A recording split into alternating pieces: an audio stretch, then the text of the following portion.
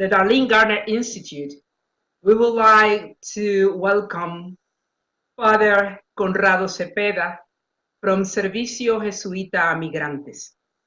Today, we're going to be talking about the situation of the migrants in the region.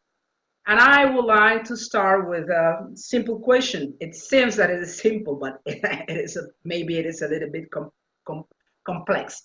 Father Conrado, um, how you describe the situation that we are living now? ¿Cómo describirías la actual situación migratoria en la región?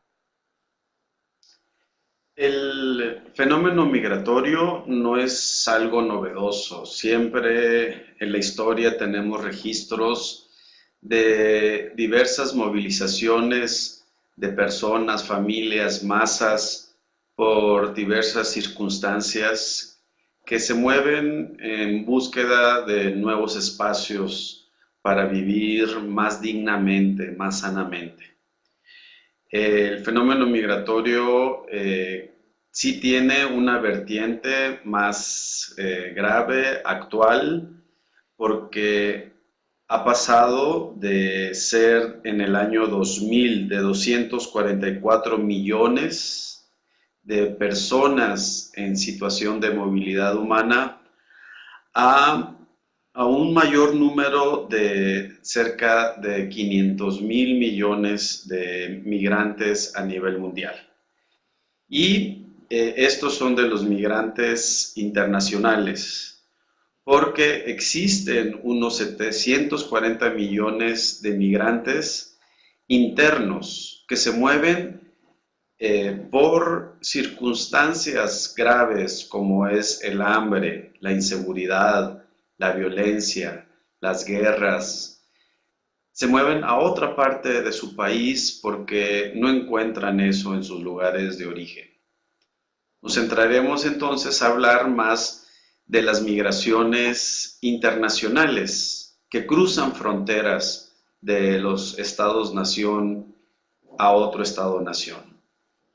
En la región de Centroamérica y Norteamérica, incluyendo los países desde Panamá hasta Canadá especialmente, no exclusivamente porque pueden venir otros migrantes fuera del continente o de Sudamérica, pero la mayoría vienen de esta región.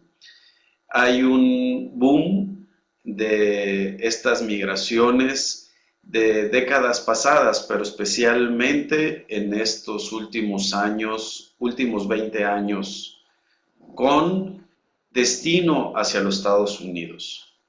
México en concreto, hemos recibido entre 400,000 y 500,000 migrantes en tránsito por año. Y es un fenómeno que había sido invisibilizado, un fenómeno en que los recursos económicos por los robos, extorsiones, por las violaciones, la trata de personas, por la trata de personas también de la comunidad transexual, por el tráfico de niños, es de suma importancia económica para gente que está vinculada dentro de las rutas migratorias y pertenecen tanto al crimen organizado como particulares, como gente del gobierno vinculado a estas redes. Entonces, el día de hoy, 12 de noviembre, tenemos en nuestro país 17,000 migrantes que llamamos migrantes en caravana y en éxodo, procedentes de Centroamérica, en búsqueda de una mejor situación de vida. Entonces, la situación en la región ahorita estamos en una crisis humanitaria donde la gente de gobierno se ha ido apartando del apoyo en el cruce de estos hermanos y hermanas, y la gente de las iglesias ha estado participando activamente en la ayuda humanitaria, pero también en la defensa y promoción de los derechos humanos de estos hermanos que van en tránsito, y que algunos miles de ellos también están en búsqueda de asilo, ya que si regresan a sus países de origen podrían ser torturados o asesinados. Corren peligro sus vidas, y también vienen huyendo del hambre, vienen huyendo de la corrupción. Lo que han cosechado las grandes naciones en los lugares donde habían colonizado o siguen colonizando, están cosechando mucho de su corrupción también. Un ejemplo de ello es Honduras, donde el gobierno actual, muy probable por un fraude electoral, se quedaron en el poder en noviembre del 2017. Mucha gente salió a las calles a protestar. Fueron reprimidos, encarcelados, algunos asesinados. Esto con la bendición del presidente de los Estados Unidos, Donald Trump. Y ahora hay un éxodo de miles y miles de hondureños que van rumbo a los Estados Unidos. Al no tener las condiciones básicas de seguridad, de alimento, de respeto a sus posiciones políticas, surge este gran éxodo que nos recuerda al éxodo de nuestro pueblo de Israel, que también salieron huyendo como extranjeros a tierra desconocida en búsqueda de un mejor futuro.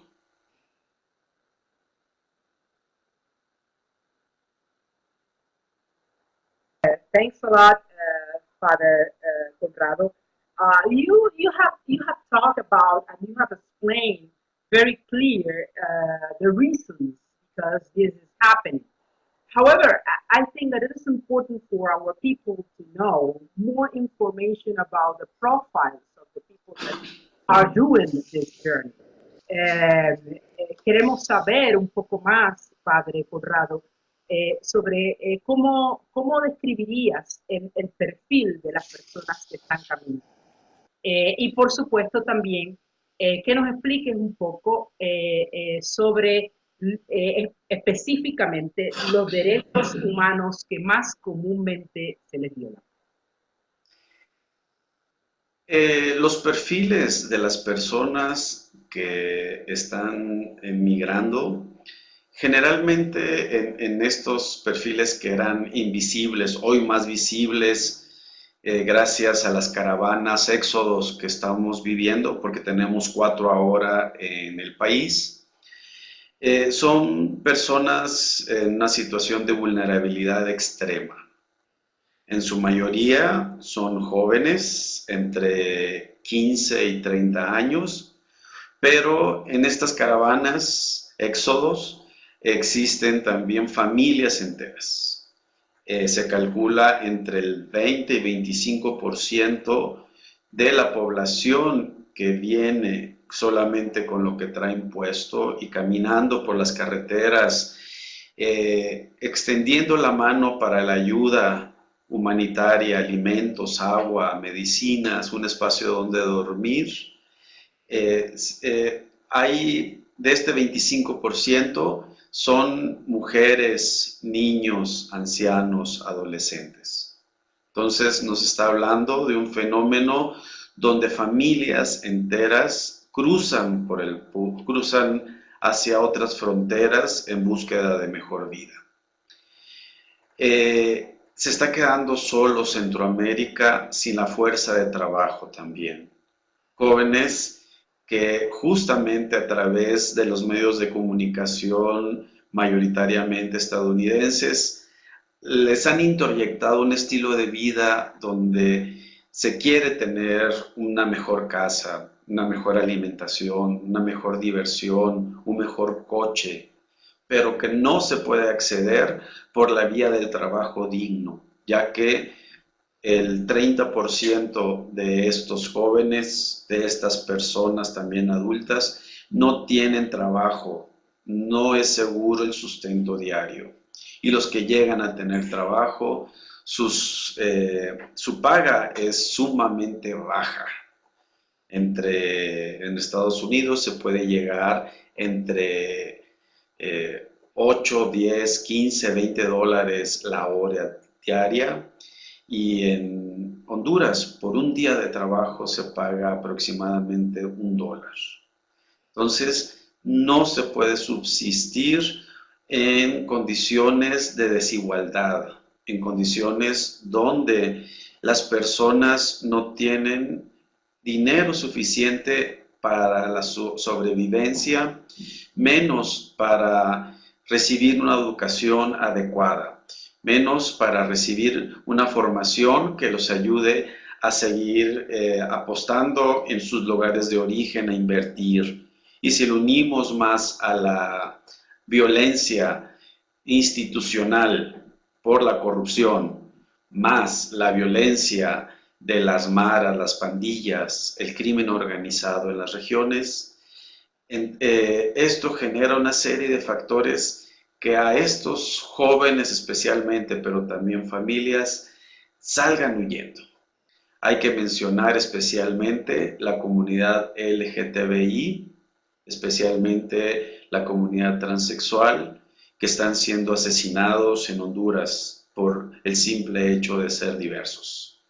También, aunque el número podría ser un número bajo, son seres humanos y son 3 veces más vulnerados que un migrante varón común, porque son más agredidos físicamente, son más agredidos verbalmente, porque son más agredidos sexualmente. También este es otro tipo de personas que necesitan del apoyo de todos nosotros y nosotras. Los derechos humanos que comúnmente se violan en estos trayectos son especialmente los derechos básicos de los migrantes. El primer derecho, el derecho a la vida y tener una vida segura.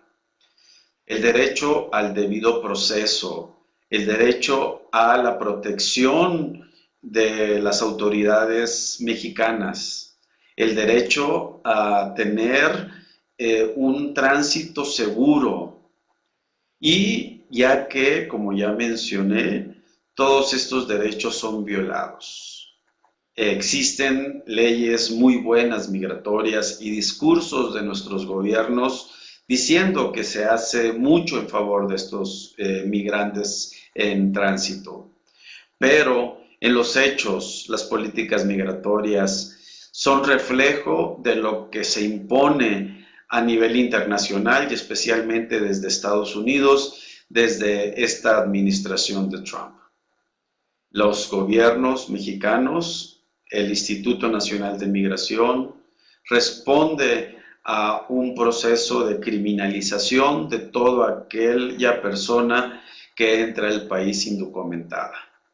La mayoría de las personas que entran a este país son detenidas en los diversos filtros que hay a lo largo de todo el territorio mexicano. El territorio mexicano se ha convertido en una gran frontera de contención para que no se llegue a la frontera norte de México y a la frontera sur de los Estados Unidos. Hay mayor número de detenciones de migrantes en México que en Estados Unidos y por lo tanto hay mayor número de deportaciones de México hacia Centroamérica que de Estados Unidos hacia Centroamérica.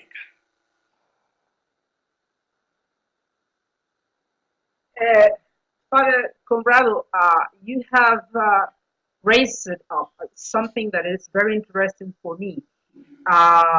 You have been saying that we have more deported people from Mexico to Central America than from USA. Can can you explain us a little bit uh, uh, how how that is happening, and can you talk a little bit about the numbers in concrete? ¿Podrías hablar un poco de los números de deportación México-Centroamérica, que estás diciendo que son más que Estados Unidos-Centroamérica? Sí, a partir del año, más precisamente del 2014, se firmó un acuerdo internacional entre México y Estados Unidos llamada la Iniciativa Mérida.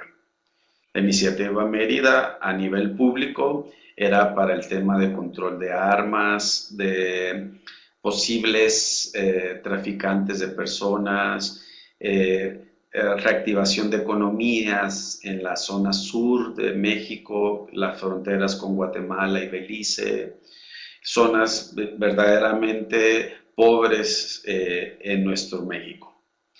Pero el hecho era la contención de todo migrante que pudiera cruzar sin documentos hacia nuestro país.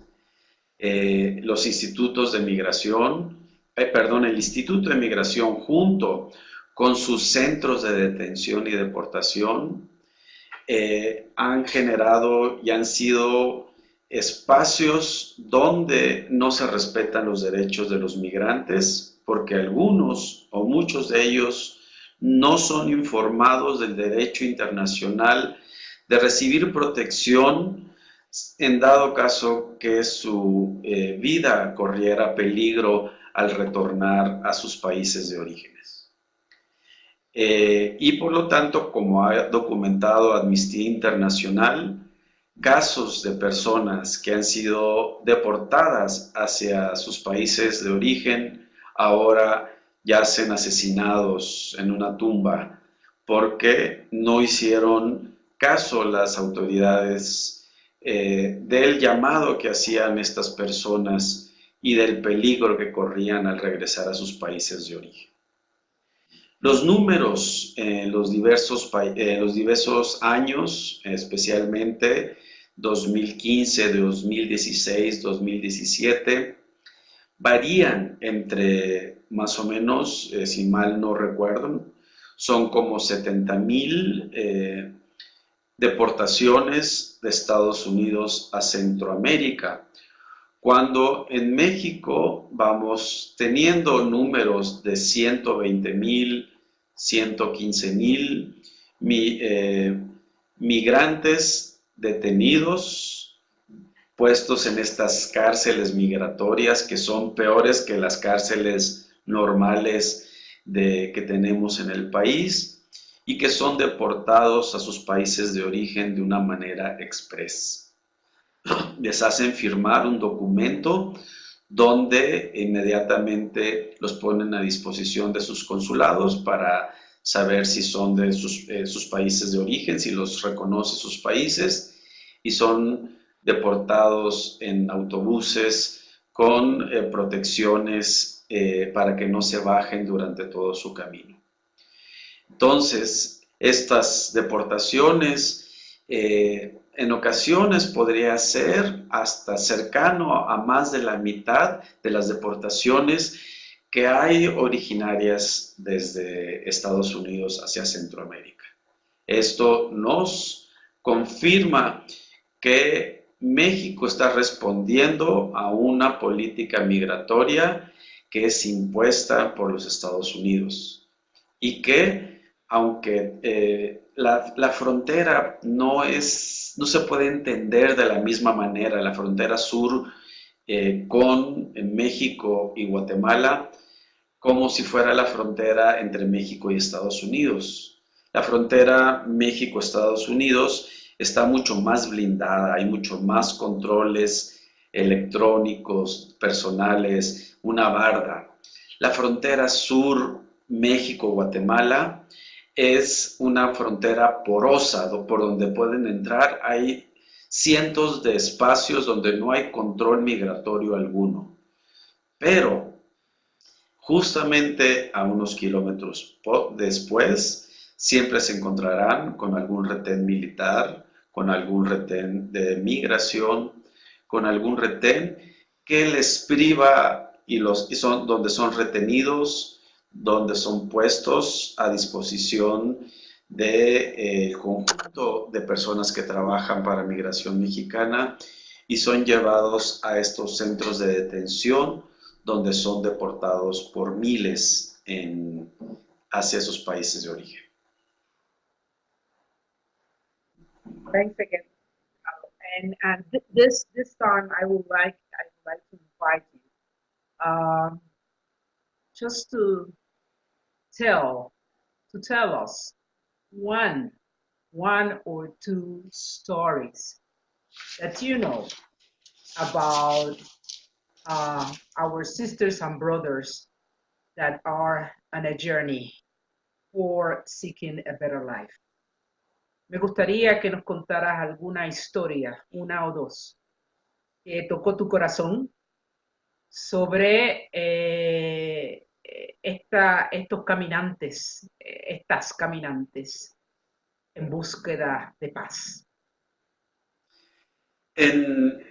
Antes de conocer de frente a personas migrantes y refugiadas, era yo eco de criminalizarlos a ellos también, diciendo que todos eran mareros, todos eran violentos, todos buscaban aprovecharse de los recursos de nuestro país o del país vecino de Estados Unidos o Canadá. Pero al empezar a escuchar historias concretas de personas que fui recibiendo en la frontera con Guatemala, que una noche antes habían salido huyendo de sus países porque los iban a matar. El caso de María, voy a poner ese nombre ficticio, pero con un contenido real. Esclava sexual de un marero que estaba en la cárcel en El Salvador. Empezó siendo ella una muchacha muy guapa, siendo presionada por los otros mareros que estaban en libertad y haciendo presión para llevarse a María a la cárcel para que se entregara sexualmente con uno de sus cabezas de la mara. Esto era hecho por la presión que hacían cuando le decían a ella que sus padres iban a ser asesinados si ella no se entregaba sexualmente a la cabeza de la mara. 5 años de abusos, 5 años de tristeza, 5 años de no desarrollarse como mujer empoderada, 5 años donde el lastre de la violencia era presente, porque no solo era abusada sexualmente, sino era golpeada con un bat después de tener sexo con este marero. Y al recibirla en la frontera, huyendo con su nuevo novio, y poderla recibir, ella era de una iglesia evangélica, y recibirla como hermana, con cariño, con respeto, junto con su compañero, fue para mí la presencia del crucificado y recibiéndolo y ayudándolo a bajar de esa cruz y ayudándolo a curar sus heridas. Y a la vez también curaba mis propias heridas mentales, curaba mis propios miedos, curaba mis propios muros que yo tengo en mi mente y en mi corazón. Escuchar su historia, escuchar todo lo que luchó para poder salir adelante, ha sido para mí signo de fuerza, porque también junto con estas cosas tan graves vividas por ella, también tiene una capacidad de sonrisa, una capacidad de resiliencia, una capacidad de readecuarse a la nueva vida en función de su hijo que venía en camino, hoy nacido ya en México. Hoy ya ella, después de haber recibido todo, llevado todo un proceso, ha sido aceptado su proceso de refugio dentro de nuestro país. Este tipo de vivencias van generando y van ayudando a entender de una mejor manera lo que está sucediendo en los países de Centroamérica. Otro caso, el caso de 12 niños, porque eran niños, el más grande era de 12 años, el más pequeño era de 4, donde el de 4 años traía todavía su biberón, pedía abrazo para ser contenido, cargado, abrazado, y donde viajaban solos, completamente solos. Fueron detenidos por el Instituto de Migración en el Estado de México y puestos a disposición en una casa de acogida para mujeres, familias y niños aquí en la Ciudad de México, Cafemín. Me tocó verlos llegar, asustados, delgados, quemados por el sol, y donde su situación era extremadamente de personas, de niños vulnerados. Yo me llegué a preguntar, ¿qué sucedía en sus vidas que incluso un niño de 4 años se movía de su lugar de origen? Él era guatemalteco, y se dirigía en búsqueda de su madre en los Estados Unidos? ¿Qué estaba sucediendo en las vidas de ellos que, dejando su niñez, dejando su escuela, dejando su entorno seguro, eran impulsados, eran forzados a buscar una mejor vida? Y escuchabas los lugares de donde procedían, donde los mayorcitos de 10, 12 años eran presionados para trabajar para la Mara, llevando y haciendo mandados para estos grupos, donde también no tenían alimentos básicos y que a través del trabajo con la Mara llevaban un poco de dinero a su familia para que pudieran sostenerse. Estas historias de personas vulneradas, de personas en situaciones tan críticas, son justamente los Cristos presentes, son los crucificados actuales de nuestra historia, son los que están clamando al cielo por justicia, son hombres, mujeres, personas de la comunidad LGTBI, ancianos, familias enteras, que piden y exigen justicia, y que aquellos que nosotros nos decimos cristianos, que nos decimos que estamos queriendo seguir al Evangelio, no pueden ser indiferentes. Hay un llamado creciente, mayor, actual, que nos hacen todas estas personas de lo que Dios quiere para nuestras vidas actualmente. Escuchar sus historias es escuchar al Evangelio vivo actual. Claro, sin también idealizarlos y decir que todo está bien en ellos. También hay situaciones complejas, también donde no todo es vida, no todo aquello es solamente situación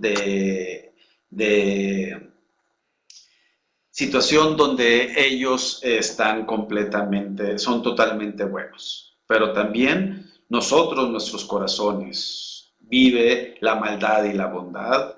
Y desde ahí reconozco también que como seres humanos podemos equivocarnos, pero también podemos escuchar desde el espíritu, podemos escuchar desde el corazón el grito de Dios actual. Thanks a lot, Father. And I would like to just have a couple of seconds of silence um, to recover and continue with our next question.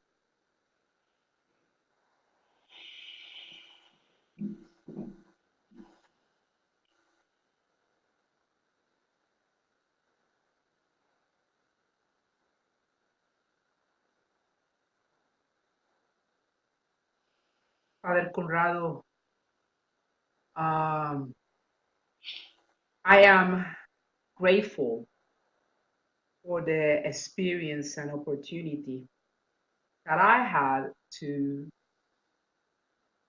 work a little bit with you in Casa Bohai, the Samaritan house, that Servicio Migratorio Jesuita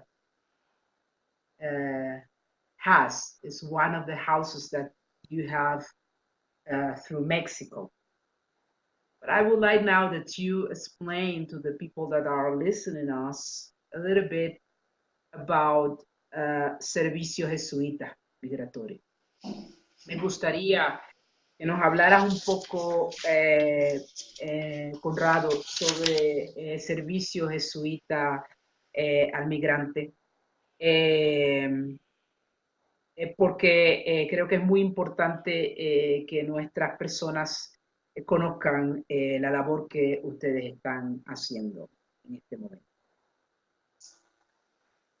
El trabajo del Servicio Jesuita a Migrantes y Servicio Jesuita a Refugiados es un trabajo que surge de ver a Dios en la realidad, de ver dónde están las personas sufriendo, y entre ellos pues son los migrantes y refugiados. Por ello nos hemos ido localizando en diversos espacios y tratando de atender diversos temas del fenómeno migratorio. Uno de ellos es en la frontera sur, justamente en Tapachula y en frontera Comalapa, donde tenemos casas para migrantes en tránsito, pero también una gran casa para refugiados, comedor para dar alimentos a toda persona que lo necesite y toda la asesoría legal, psicológica, jurídica, espiritual, social que necesitan nuestros hermanos y hermanas que se acompañan. Igualmente a todos aquellos que llegan preguntando por asilo en este país, se les da toda la asesoría para que puedan hacer su trámite. No es obligatorio que entren a través de alguna organización a hacer este trámite ante la Comisión Mexicana de Ayuda al Refugiado, COMAR. Pero sí es de mucha ayuda, ya que no es lo mismo ser acompañado por una organización internacional que ir a presentar por ti mismo esta solicitud, ya que es mejor armada, mejor presentada, pero a la vez se hace mayor presión para que pueda haber una respuesta adecuada a las instituciones de gobierno dedicadas a la ayuda a los migrantes y al proceso de refugio. También tenemos la coordinación en Ciudad de México, donde actualmente soy el director interino y donde tenemos diversas áreas de trabajo. Una de ellas, que es muy importante, es la redacción de este tipo de informes. Son los informes de la REDODEM, la Red de Documentación de Defensores de Migrantes, y donde tratamos de ir mapeando qué sucede en las rutas migratorias. Este informe es único por su estilo.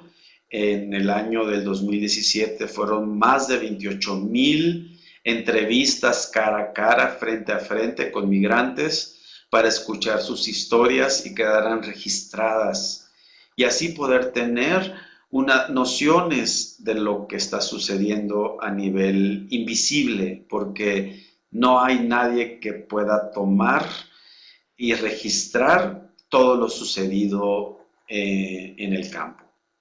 También tenemos varias áreas. Se da atención directa psicojurídica espiritual a personas refugiadas. Se da atención y contención para personas que se les ha cometido algún tipo de delito y poderlos acompañar a hacer las denuncias ante las autoridades correspondientes.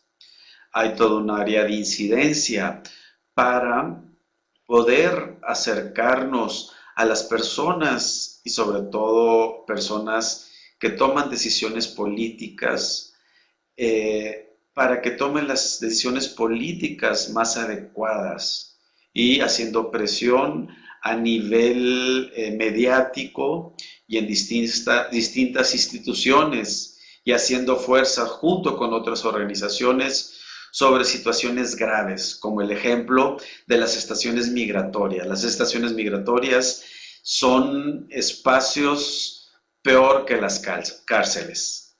Y estos espacios indignos, espacios aislados, insalubres, con mala comida, pues se trata de que pueda haber un cambio de esos espacios y de la visión misma.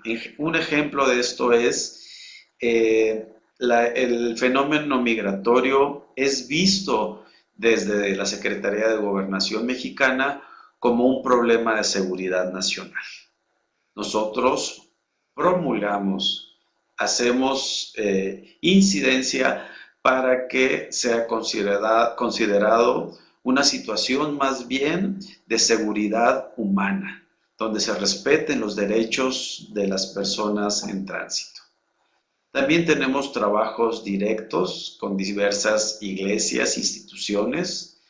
De hecho, el día de hoy se reúne la Redodem en su asamblea anual, donde se elegirá al nuevo coordinador general y donde participan no solo instituciones católicas, también participan instituciones de las diversas iglesias que tienen trabajo y que nos hemos unido para atender a nuestros hermanos migrantes. Tenemos presencia en Bojay, en Huichapan, en el estado de Hidalgo, para no perder el contacto directo y el apoyo directo para mejorar los procesos de atención de los migrantes. Y también trabajamos en comunidades de origen, donde comunidades que se han quedado desiertas de varones porque han emigrado hacia los Estados Unidos. En estas comunidades expulsoras se trabaja con las familias, las mujeres solas, para tratarles de ayudar a empoderarse y poder administrar de la mejor manera los recursos humanos, económicos, físicos que ellas mismas generan. Y también estamos, como decía, en íntima vinculación con cientos de casas en todo el país, donde se nos pide algún tipo de intervención para ayuda en las maneras de intervenir, en casos graves de violación a los derechos humanos, en casos graves de delitos, para poder documentar, acompañar y sugerir qué caminos se pueden hacer para tener una mejor respuesta de parte del gobierno y la sociedad mexicana. Estamos también en permanente campaña, la campaña de hospitalidad, insistiendo en los medios de comunicación, insistiendo en los diversos espacios que se nos da la oportunidad de hablar de estas historias que hemos contado hace un rato, para poder sensibilizar a la gente, para poder decir: hermanos, estos también son nuestros hermanos, no son criminales, no es gente que viene a quitarnos nuestro trabajo, es gente que sufre y que tú, si estuvieras en la misma situación con tu familia tú estuvieras haciendo lo mismo, hubieras salido corriendo para salvar la vida de tus hijos, de tu esposa, de tu pareja, de quien está a tu alrededor. No criminalicemos. Por eso la campaña Soy H es parte de una campaña mediática internacional para poder sensibilizar a la comunidad y a la sociedad en general, de sacar del estereotipo de que el migrante es un criminal caminando entre nosotros. Thanks again, Father Conrado. And this question is a little bit complicated. But, I would like to know if the NGOs in the region are trying to promote in the different governments in the region to try to have a summit around the topic of migration. If we are working on that, so that probably or maybe countries involved in this crisis could together find a solution. Are the NGOs currently working on that? ¿Están trabajando las ONGs en la posibilidad de empujar o estimular una cumbre de gobiernos sobre el tema de migración? De hecho, hemos tenido el 2, 3 y 4, el Foro Social Mundial de las Migraciones. México fuimos y hospedamos a cientos de compañeros y compañeras de distintas partes del mundo que viven de frente el fenómeno migratorio, junto con el Foro Social Mundial de las Migraciones, que es uno de los ejes temáticos del Foro Social Mundial. También fue el primer encuentro mundial de madres con hijos desaparecidos. Gente de Irak, gente del norte de África, gente de Italia, gente de Centroamérica, Sudamérica, madres que han sufrido y siguen sufriendo por no ver a sus hijos durante algunos años y no saber dónde están, se reunieron para compartir estrategias humanas, psicológicas, espirituales, políticas, para poder hacer frente a esta situación tan inhumana. Entonces, un hecho importante para nosotros es tratar de generar otro tipo de narrativas no hegemónicas. Por ejemplo, se habla de el control, de que sea una migración controlada lo que pueda suceder.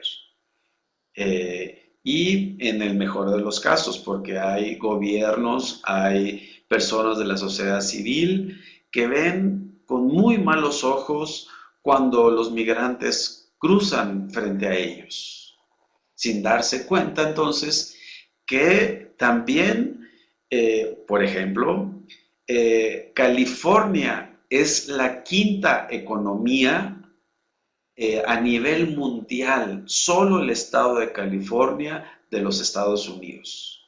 Y esto es gracias a la fuerza de trabajo de los migrantes. Necesitamos hablar también de lo que ofrecen los migrantes, de lo que ofrecen en su trayecto, porque también nos vienen a enriquecer con su cultura, con sus alimentos, con su trabajo. No son personas como lo hegemónico nos quiere hacer ver. Como diría el presidente Trump, de los migrantes en Estados Unidos, especialmente los mexicanos, que todos somos violadores, que todos somos criminales, que todos somos traficantes. Esto es lo que nos presenta lo hegemónico. Pero hablemos también de lo no hegemónico. Construyamos otras maneras de mirar a los migrantes, donde la capacidad y el aporte que dan es algo sorprendentemente grande para los espacios por donde cruzan o donde se llegan a quedar.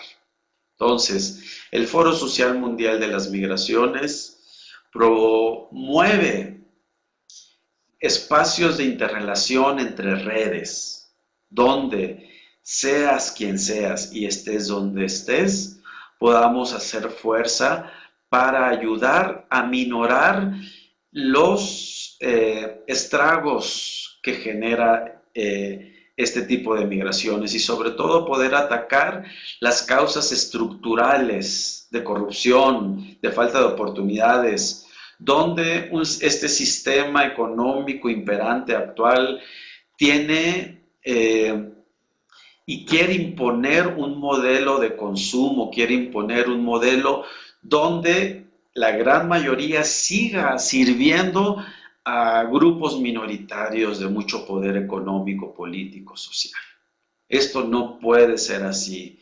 Esto tiene que construirse de otra manera porque estamos devastando a la madre naturaleza, porque estamos devastando países enteros, regiones enteras, donde, de nuevo, hace un rato al inicio de esta conversación, hablaba de que los países que han explotado a los países más pobres durante años, décadas, siglos, colonizándolas y haciendo de ellos un botín para su riqueza, hoy de esos países salen y están yendo a poblar estos países ricos. Ejemplo de ellos, Gran Bretaña, Estados Unidos, Arabia Saudita, Alemania, que han sido explotadores de gente, comunidades, pueblos enteros, hoy reciben a esa misma gente de una manera intempestiva, pero es en respuesta de algo que han sembrado al inicio. Entonces, este tipo de redes, este tipo de foros, este tipo de encuentros de las organizaciones no gubernamentales nos ayudan a fortalecernos, a tener una visión más global, una visión más estructural para que nuestra ayuda humanitaria, psicológica, legal, espiritual, no sea ingenua y que podamos también combatir al mal que está presente dentro de las estructuras, al mal que se hace presente y que arrasa con las minorías y arrasa con gran número de personas en situación vulnerable. Entonces, estos espacios son fundamentales para que los gobiernos escuchen gente de la academia, gente de las organizaciones, gente que estamos trabajando a pie al día, de lo que se necesita cambiar para hacer un cambio real y también tener el derecho no solo a migrar, sino también el derecho a no migrar, a tener el derecho al alimento diario, a tener el derecho de mejores oportunidades, de un trabajo digno, de una expresión de tu sexualidad, una expresión libre también de tu pensamiento político, de tu pensamiento social, donde se respete a cada quien en la diversidad. Entonces, estos espacios son fundamentales y estamos trabajando cada día en hacer mayor conexión y compartir las experiencias de lo que nos vaya ayudando. Por ejemplo, estaban muy interesados organizaciones del norte de África de conocer toda la red de albergues que tenemos en la región para ellos implementarlos y apoyar a todos los africanos que cruzan el Mediterráneo en expectativas de quedarse en algún país de Europa. Cómo proteger, cómo hacer también este tipo de informes como la Red ODEM para también denunciar lo que está pasando de una manera invisible o casi invisible a los ojos de toda la sociedad. Este tipo de experiencias nos ayuda a compartir, a fortalecernos y a hacer un mejor trabajo. Father Conrado, you have presented to us a really beautiful and big challenge. And you are saying that we need to look beyond the hegemonic structures, hegemonic powers, and make alliances around this situation that we are living. MCC proclaims itself as a queer church, and queer originally means that it's a movement that looks beyond the official structures, that the analysis is beyond the hegemonic, and that we together are trying to look for solutions beyond the powers. So I will, bearing in mind that, I will want to ask you what MCC can do as a denomination and in our different congregations. For example, now in Mexico, we have 12 congregations, and we have more congregations in USA, particularly in those areas where people are looking for better life. So what we can do, what could be our agenda? ¿Cuál podría ser nuestra agenda siendo una iglesia que se proclama a sí mismo queer? Y queer quiere decir mirar más allá de las estructuras hegemónicas. Ese fue el inicio del movimiento queer.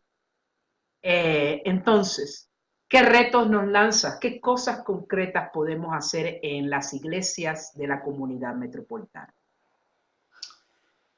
Yo creo que primero necesitamos un análisis interno de cada quien, porque yo digo que parte de lo hegemónico también es traer a nuestro Trump interno, donde no dejamos aflorar lo antisistémico, lo antihegemónico. Y para esto necesitamos acercarnos a escuchar historias verdaderas, historias donde los migrantes y los refugiados tienen algo que decirnos. Como segundo momento, creo que necesitamos orar profundamente estas historias, escuchar qué nos dicen a través de este gran clamor, qué Dios está diciendo a través de la realidad, para podernos discernidamente ponernos en acción nuestras manos, nuestro corazón, nuestros pies, y poder ser iglesias de las fronteras, iglesias desde aquello que va contra aquello que da muerte, contra aquello que destruye la dignidad de las personas. Entonces, puede haber muchos y diversos espacios donde podrían participar. Mi amiga, la pastora reverenda Del McCormick, en Tucson, Arizona, ella hablando y participando directamente durante algunos años con temas de migración y apoyando a refugiados. Ante la crisis de hace unos meses y medio en Arizona, de personas viviendo en la calle, personas en proceso de asilo viviendo en la calle, su iglesia se ha convertido realmente en refugio para los crucificados. Y hoy su iglesia duermen, viven, comen como unas 200, 300 personas que lo necesitan, junto con otras iglesias católicas, evangélicas, iglesias que han abierto sus puertas, iglesias que hoy realmente son santuarios para miles y miles de personas. La invitación es a reflexionar y decir, ¿qué nos dice este clamor? ¿Qué nos dice a nuestra vida diaria, que nos dice a nuestras congregaciones, a la manera de llevar nuestra espiritualidad, porque Dios nos habla a través de la realidad. La invitación sería también a dar después un siguiente paso, acercarse a algún albergue como tú lo hiciste, Margarita, y conocer a los migrantes de frente, tocarlos, ensuciar tus manos, abrazar, llorar con ellos, comer con ellos, atender, escuchar. Y entonces Dios irá impulsando lo que pide y quiere para nosotros. Ser iglesia en las fronteras, ser iglesia en y más allá de nuestros propios muros espirituales, nuestros propios muros que construimos desde nuestra mente, desde nuestro corazón y que los llevamos a la práctica. Cuando Dios nos invita a ser hijos e hijas universales, hijos y hijas donde no existe iglesias, donde no existen muros, donde no existen fronteras, donde no existen países y donde existe el reinado de Dios para todos y todas. Creo que esa es la gran invitación a que escuchemos la voz del Espíritu, de la Ruaj divina que nos clama, que nos habla, que nos invita a un cambio y que nos invita a ir tumbando nuestros muros internos.